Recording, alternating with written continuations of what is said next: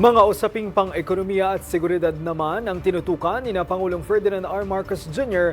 at US President Donald Trump sa isinagawang direct phone conversation ng dalawang lider. Tiniyak din ng US President na direkta niyang dadalhin ang mga concern ng Pilipinas sa susunod nilang pagpupulong ng Chinese President. Si Jinky Baticados sa detalye.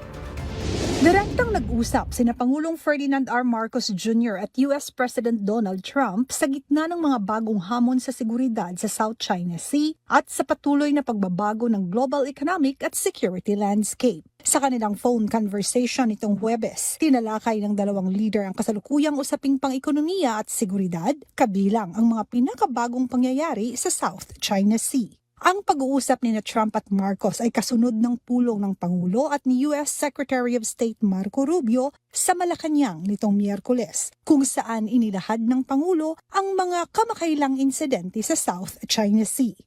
Nauna nang ipinatawag ni President Marcos si Chinese Ambassador to the Philippines sa Malacanang. Walang detalyeng ibinigay ang palasyo.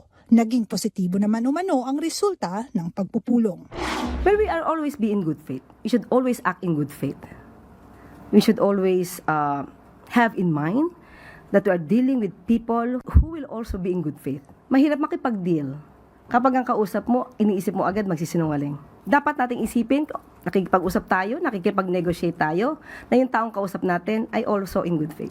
Ayon pa sa palasyo, binigyang diin ng Pangulo ang kagustuhan na magkaroon ng reset sa Philippines-China relations at hiningi ang katiyakang hindi na mauulit ang insidente sa Ayungin Shoal na nagresulta ng pananakit sa mga Pilipinong sundalo. Kinumpirma rin ni US Ambassador to the Philippines Lee Lipton ang pag-uusap ng dalawang leader.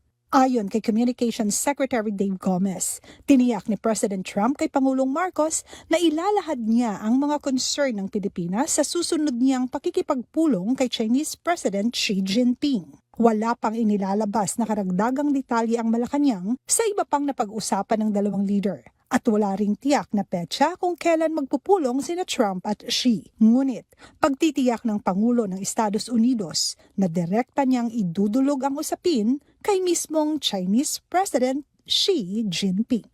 Sa gitna ng mga hamon sa South China Sea, patuloy ang direktang komunikasyon ng mga leader ng Pilipinas at Estados Unidos. Sa katatapos na pag-uusap ni Pangulong Ferdinand Marcos Jr. at US President Donald Trump, binigyang daan ang pagsusulong ng Maynila sa pambansang interes at concerns ng Pilipinas sa mga usaping may kinalaman sa seguridad at katatagan ng rehiyon. Mula Estados Unidos, Jinky Baticados, IBC News.